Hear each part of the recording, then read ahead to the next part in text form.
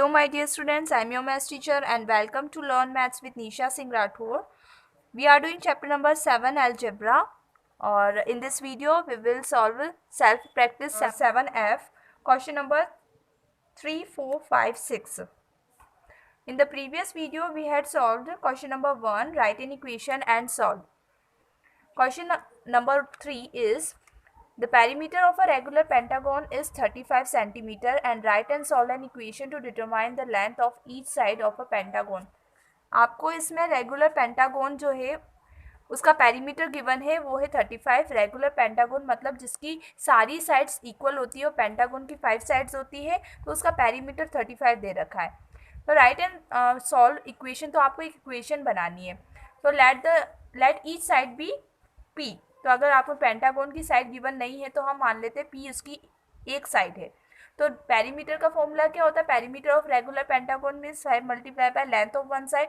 तो length of one side अगर P है तो 5 मल्टीप्लाई बाय पी हो जाएगा 5p। तो 5p इक्वल टू 35, यानी हमको पेरीमीटर 35 दे रखा है, तो 5p इक्वल टू 35। तो p की आपको वैल्यू फाइंड करनी है वन साइड, तो p की वैल्यू हो जाएगा 5 मल्टीप्लाई है, तो मल्टीप्लाई जब इक्वल की दूसरी साइड जाता है तो डिवाइड हो जाता है, तो 35 डिवाइडेड बाय 5 हो जाएगा 7 सेंटीमीटर। तो रेगुलर पेंटागोन की एक साइड होगी 7 सेंटीमीटर। और अगर आपको ये देखना है कि आपका जो आंसर है वो करेक्ट है कि नहीं है, तो अगर वन साइड 7 सेंटीमीटर है तो 5 साइड्स कितनी होगी? 5 मल्टीप्लाई बाय 7 होगा 35, और आपका जो रेगुलर पेंटागोन का पेरीमीटर भी 35 आ रहा है। इट मीन्स आपका जो आंसर है वो बिल्कुल करेक्ट है। So each side, the length of each side of pentagon is 7 centimetre. Now I will solve question number 4. Question number 4 is 5 times the speed of a train is 300 kilometre per hour. Find the speed of the train. आपको बोला है कि जो train की speed है वो क्या है? 5 टाइम्स है, ठीक है, और उसकी जो स्पीड है वो उसका टोटल दे रखा है 300 किलोमीटर पर आवर। तो आपको स्पीड फाइंड करनी है। तो let the speed be S. अगर आपको स्पीड नहीं गिवन है कि कितनी स्पीड से वो ट्रेन चल रही है तो आपने मान लिया एस। तो according to the equation 5 times है स्पीड, तो 5 मल्टीप्लाई बाय एस हो जाएगा। स्पीड को आपने डिनोट किया एस से, तो 5s कितना हो जाएगा? 300, जो कि आपको दे रखा है किलोमीटर। 300 किलोमीटर का उसकी टोटल स्पीड है इतना 300 किलोमीटर पर आवर। तो 300 किलोमीटर है तो स्पीड आपको फाइंड करनी है, तो 5 मल्टीप्लाई है तो इक्वल की दूसरी साइड जाएगा तो डिवाइड हो जाएगा, तो 300 डिवाइडेड बाय 5 हो जाएगा 60। तो आंसर में आएगा 60 किलोमीटर पर आवर, क्योंकि यहाँ पे जो स्पीड थी वो टोटल कितनी थी? 60। जो टोटल जो 5 टाइम्स स्पीड ऑफ ट्रेन कितनी थी? 300 किलोमीटर पर आवर थी। तो किलोमीटर पर आवर यहाँ पे भी यूनिट आएगा 60 kilometre per hour. So speed of the train is 60 kilometre per hour. Now let's do question number 5.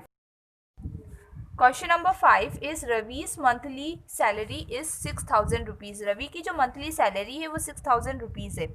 He spends rupees M. आपको नहीं पता है कि वो कितना स्पेंड करता है पर मंथ। यहाँ पे दे रखा है रुपीज़ एम करता है, तो जितनी सैलरी है 6,000 में से रुपीज़ एम वो मंथली वो स्पेंड करता है, हर मंथ वो स्पेंड करता है।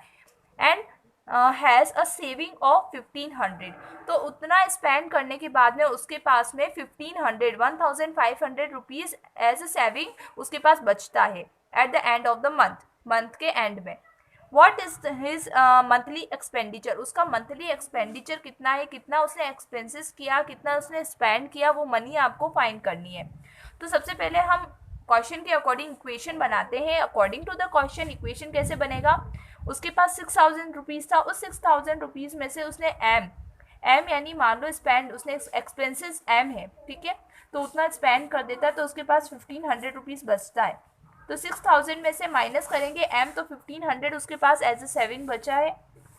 अब आपको क्या करना है? माइनस एम को अपनी जगह रहने देना है और इस नंबर को इक्वल की दूसरी साइड आप शिफ्ट करोगे। तो 1500 में से 6,000 प्लस का था, तो प्लस की वैल्यू अगर इक्वल की दूसरी साइड जाएगी तो माइनस हो जाएगी, ठीक है।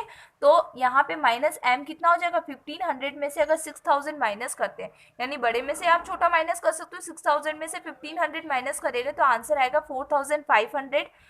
और यहाँ पे हमेशा याद रखना प्लस माइनस माइनस तो होता है, लेकिन जो बड़ा नंबर होता है, बिगर नंबर होता है, उसका साइन लगता है। तो यहाँ पे बिगर नंबर जो है वो कितना है? 6,000 है और इट हैज़ नेगेटिव साइन, इसका नेगेटिव साइन है तो माइनस का साइन है, तो आंसर में भी माइनस लगेगा। 6000 माइनस 1500 4500 होता है, बट माइनस का साइन इसीलिए लगा क्योंकि यहाँ पे 6000 बिगर नंबर है और उसका नेगेटिव साइन है। तो आंसर क्या हुआ, minus M equal to minus 4500।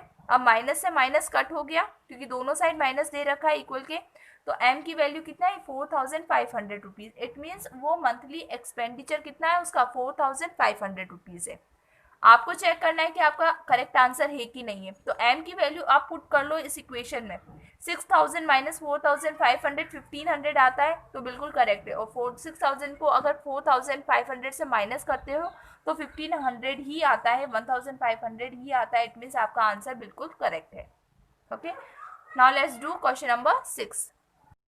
Question number 6 is 1 round of a square field of side S is 100 metre. यहाँ बोल रहा है कि एक स्क्वायर फील्ड है, ठीक है, स्क्वायर शेप का एक फील्ड है जिसका वन साइड अगर S है तो सारी साइड इक्वल होगी, S ही होगी। इसमें आपको यहाँ पे बता नहीं रखा है कि वन साइड की जो लेंथ है वो कितनी है, ये नहीं पता है, आपको बता रखा है वो S है। तो यहाँ पे बोल रहा है कि इसका 1 राउंड करने पर, यानी 1 राउंड करेगा, इट मीन्स उसका पेरीमीटर होगा, ठीक है। तो 1 राउंड करने पर इट मीन्स पेरीमीटर उसका कितना होगा, 100 मीटर होगा। तो आपको पता है कि पेरीमीटर ऑफ स्क्वायर होता है 4 मल्टीप्लाई बाय साइड, यानी 4 multiply by S. One side अगर एस है तो 4 मल्टीप्लाई बाय एस हो जाएगा 4s। According to question 4s अगर 100 है, अगर 4 मल्टीप्लाई बाय एस करने पर अगर 100 मीटर आता है तो एस की वैल्यू कितना आएगा, मल्टीप्लाई को अगर इक्वल की दूसरी साइड सेंड करते हैं तो डिवाइड हो जाता है, तो 100 डिवाइडेड बाय 4 कितना होगा, 25 मीटर। इट मीन्स जो स्क्वायर फील्ड की एक साइड होगी 25 मीटर, ठीक है। तो अगर आपको चेक करना है बिल्कुल करेक्ट है कि नहीं है, तो अगर वन साइड 25 है इट मीन्स सारी साइड भी 25 होगी, और इन सबको प्लस करने पर 100 आना चाहिए। तो 25 4 जा कितना होता है 100, और पेरीमीटर 100 ही आ रहा है। इट मीन्स आपका आंसर बिल्कुल करेक्ट है। इट मीन्स जो वन साइड होगी फील्ड की वो कितना होगा, 25 मीटर होगा। I hope you understood whatever I taught in this video. If you like my teaching style, please do like, comment and share this video with your friends. And if you have any doubt, let me know in the comment section or subscribe to my channel. Thank you so much.